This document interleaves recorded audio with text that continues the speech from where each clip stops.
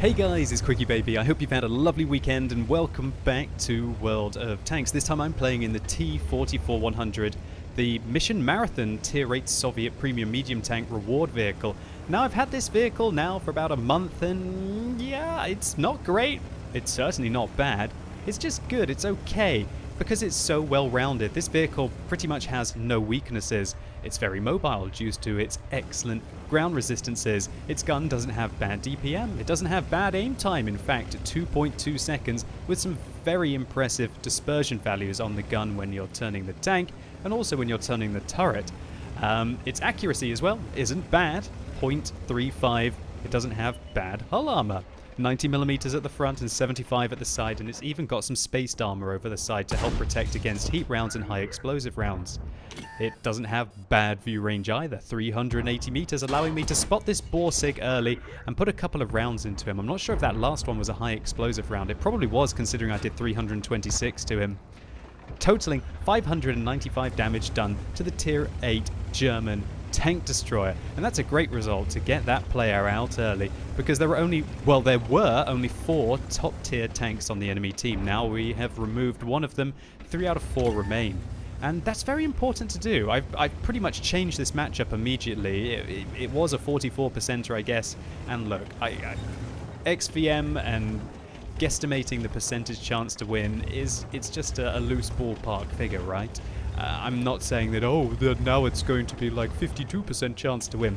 What I'm suggesting is that when you're in like your 40%ers, any kind of impact that you can have can really make the difference in the battle. And by taking out that Borsig early, it certainly has helped out our team. Now you notice one of the key weaknesses of the T-44-100, and that is the turret armor. That T-29 puts one straight into our turret, taking us out. Well, not taking us out, but removing quite a sizable amount of my hit points. And now I want to turn my attention to putting rounds into his lower plate. But I quickly realized that there is a better place than the lower plate to shoot on the T-29, and that is the machine gun port.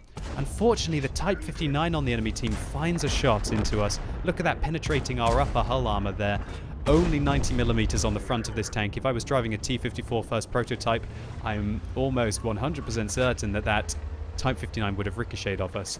And that Type 59, talking about it, we're definitely going to have to watch out for him. Very experienced player, very good player as well, playing a very dangerous tank in this kind of a matchup.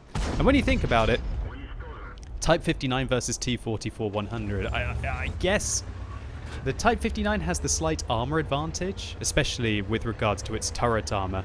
But I think the T-44-100 has a gun that performs just as well, and it is far more mobile. But of course, Type 59 has preferential matchmaking in this vehicle, certainly has to deal with Tier 10s quite often at that. So now this was a real big decision for me in this game.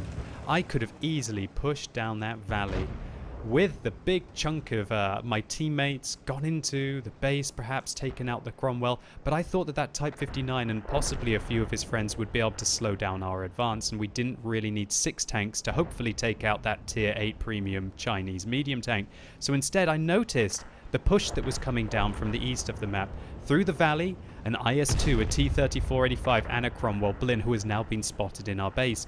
I thought they were going to be able to push in and cap, maybe take out this KV-2 and undoubtedly the artillery. And so I make the decision that I should go back and protect the cap circle, because if you lose your cap circle, well, you're out the game for good. But unfortunately for me, that Type 59 just chewed up all those tanks that were against him. Great play by him. I think he got some support, perhaps from the FE-304, perhaps that Cromwell as well behind him. And he manages to shut them down. However, I'm back in base. The Cromwell Berlin decided not to cap, and we've noticed that the T-34-85 has gone down into the valley, so we put our first shot into this IS-2. Now this is multitasking. I'm having a quick look at what the Cromwell Berlin is doing.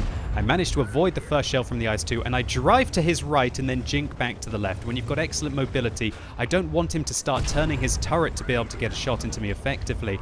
Now we track the IS-2, set him on fire, and use him, thinking about shooting him there to finish him off, but I allow the Walker Bulldog to finish him off and turn my attention to engaging the Cromwell instead.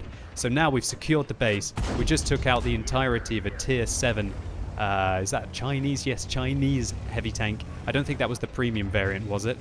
I can't quite see now. I know there is a Tier 7 Soviet premium heavy tank as well. That looks like the Chinese variant there, the standard vehicle. Now we're turning our attention to the rest of the vehicles. We put one round into the 1375, isolating the autoloader and taking him out. And my little bulldog friend also shuts down the Cromwell Berlin on the enemy team and advances his way towards the Cromwell.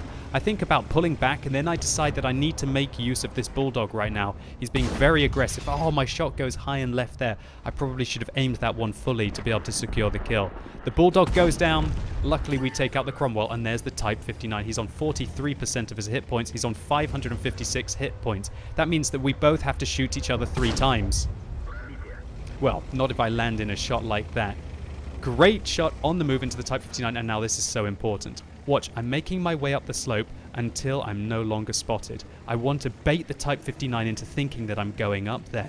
Now what I'm going to do is I'm going to draw back, I'm going to fall down, change the direction that I'm going in, and I'm hoping the Type 59 is on his way right now, right here, making his way up the slope. Oh my goodness, this was one of my favorite plays in World of Tanks in a long time. The fact that I outsmarted this Type 59 player at the end of the game in this 1 versus 4 situation, I believe, just before we managed to take out the Cromwell, and baited him into thinking that I was going up the slope, and instead timed it perfectly, came out, had the advantage on him by having cover from the IS-2, now getting to shoot up into his tank. He has poor gun depression, but he was still able to return fire, luckily not able to hit me, and we shut him down. And so that means that we're now in a 1 versus 2 situation, gunning for our top gun on 5 kills. There's the E25. Luckily, the E25 is on not many hit points. And so really, I should be loading a high explosive round here, but instead I'm going to be firing an APCR round. Now, I know I don't need the extra penetration to be able to go through the E25's armor here, but the extra shell velocity on your APCR rounds in these kind of situations, in these very tense games, it doesn't really matter.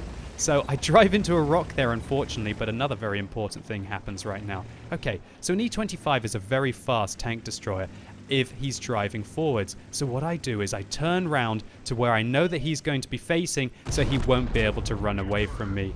We finish him off, drive towards the artillery, bounce a shell, well, bounce the tracks off there and finish him off. That was quite a cracking end to this game in the T44-100. So I certainly knew that I was going to have a positive roll in this 44%er, but I didn't realize I was going to have to take out half of the enemy team. So there are a few key moments that I want to highlight from this battle. The first big decision that I had to make was that these 4 full health tanks would be able to take out this Type 59, but I thought the threat was on the minimap. The IS-2, the T-34-85 and the Cromwell Berlin, last spotted seemingly making our way through towards our base in the valley, that were going to threaten the cap circle. I didn't know at that time that the T-34-85 would turn around and go through the center of the map, and that I would only have to deal with the Cromwell Berlin, who got greedy and tried to chase up the slope towards the artillery and the KV-2. If these 3 tanks had capped, it would only have taken 33 seconds to win the game. And your number 1 objective should always be to try and keep your base safe unless you can cap the enemy's base first. And sometimes to achieve that, you should give up the free damage that you're going to be picking up if you continue to advance. Next is to try and be aware of the combat situation. Just because I'm engaging an IS-2 one-on-one and I've set him on fire, doesn't mean that I should ever forget about the Cromwell Berlin on the enemy team. And I was able to use the burning IS-2 as extra cover against the Tier 6 British medium tank. Next, it's trying to trick your opponents into thinking you're going somewhere where you're not. Notice how I keep driving in the same direction until the Type 59 is no longer spotted, indicating when I will be no longer spotted before I adjust my position to hopefully end up being able to get an advantageous position on my opponents. And that really is one of your keys to victory in World of Tanks. Next, let me highlight the tip about chasing tank destroyers and other fast vehicles around rocks. If the E25 is facing this way and he's a very fast tank, although he doesn't have excellent track traverse, we're just going to chase each other in circles, and I would have allowed the FV304 to get free shots into me. By using my excellent track traverse, turning my tank round and meeting him head on when his tank would take way longer to turn around, I was able to turn off the Benny Hill music and shut down the game. So this was my first mark of excellence in the T44-100, also an ace tanker, 120,000 credits, that's 81,000 credits profit after we resupply those APCR rounds that we fired, 1,465 base experience points for a high caliber medal, and a Top Gun, 1 off a Radley Walters, which I would have really liked to pick up in this round, showing you just how well rounded the T44-100 is. And for me, it's so much more of a pleasure to play than the T-54 First Prototype. Sure, the T-54 First Prototype can be really fun using your armor to be able to ricochet tier 6, tier 7 tanks, but for me the extra flexibility and mobility of the T-44-100 really give it a hell of a lot more capabilities in the hands of a skilled player. So hopefully you enjoyed this video, or maybe it was just useful to you. If it was, please consider giving it a like, it really helps the channel out. And if you're watching this video on release day on Sunday the 13th of November, then come along on twitch.tv/QuickyBaby because I'm going to be doing another tech tree focus. This time I'm going to be going down the entirety of the British heavy tank tree, where I'm going to be starting in as low tier tank as I possibly can and working my way up towards the FV215B, explaining the tips and tricks and all the different tanks along the way. And I'm thinking of making this a weekly thing, so let me know in the comments down below which tech tree I should focus on next weekend and why. And as always, thank you so much for watching. You've been epic, and hopefully I'll see you soon.